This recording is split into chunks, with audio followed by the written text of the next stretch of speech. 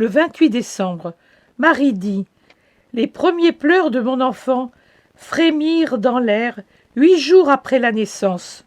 Ce fut la première douleur de mon Jésus. Il était l'agneau, et en tant qu'agneau, il fut marqué du signe du Seigneur, pour qu'il lui fût consacré, premier-né, selon la loi divine et la loi humaine, entre tous les vivants. » Sa consécration à Dieu, le Père, avait déjà eu lieu au ciel quand il s'était offert comme réparateur de la faute et rédempteur de l'humanité, en changeant sa nature spirituelle en celle d'homme, Verbe fait chair par désir d'amour. Victime déjà placée sur la pierre du céleste autel, victime sainte et sans défaut, il n'avait pas besoin d'autre consécration, toujours imparfaite comparée à sa sublimité.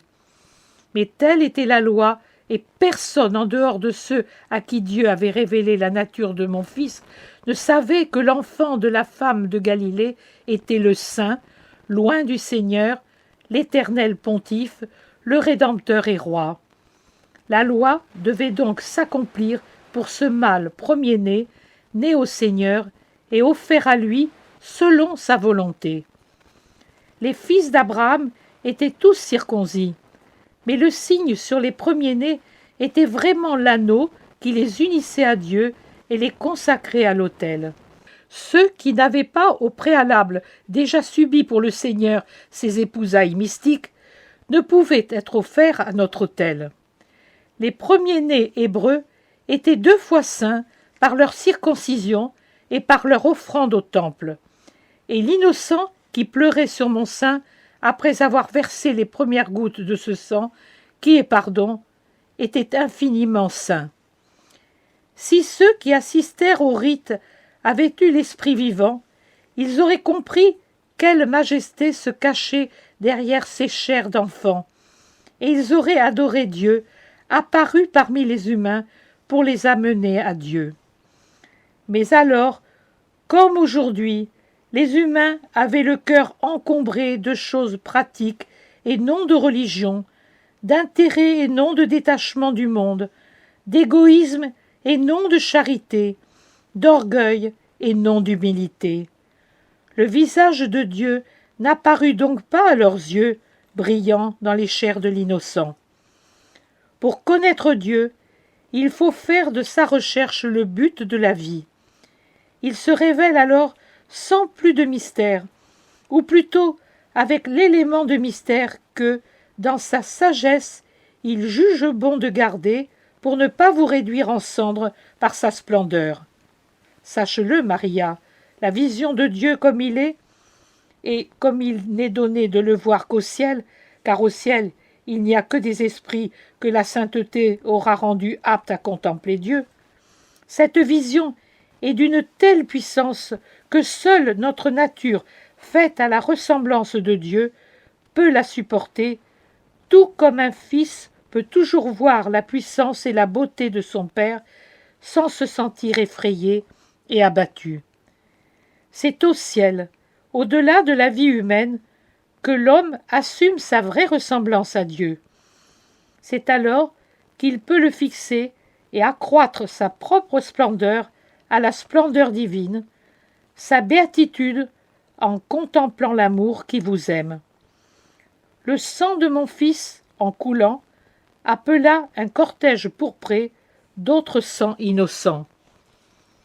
Les pieds du Christ fouleraient corporellement l'âpre sol de la Palestine, rendu encore plus hostile à sa marche par la méchanceté de la volonté humaine qui alliait aux ronces et aux pierres du chemin sa rancœur, les embûches, la trahison et le crime.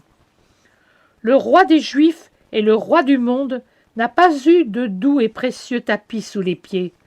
Même au moment de son bref triomphe humain, si humain que, étant le fruit de l'exaltation de la foule pour le présumé roi des Juifs, pour celui qui redonnerait du lustre au peuple hébreu, tomba comme un coup de vent qui ne gonfle plus la voile et se mua en ouragan, même alors, il n'eut que de pauvres vêtements et des branches d'olivier, hommage des pauvres, sous son encore plus pauvre monture.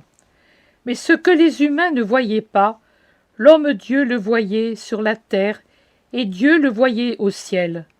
Et lorsque mon Christ retourna au ciel, après son martyre, pour recevoir l'étreinte du Père, ses pieds transpercés volèrent lestement sur un précieux tapis de pourpre vive qu'avait laissé, comme un saint sillage allant de la terre au ciel, les premiers martyrs de mon Fils, les petits innocents, lorsqu'ils étaient tombés comme des javelles de blé, fauchés par le moissonneur, et comme des prés de boutons de fleurs coupés à foin, empourprant de leur sang la voie du ciel.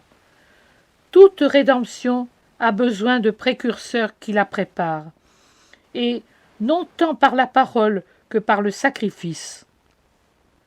La rédemption, désormais commencée, eut à son aube le sacrifice de l'innocence assassinée par la férocité, et à son midi le sacrifice de la pénitence tuée par la luxure, pour qui la pénitence est un reproche.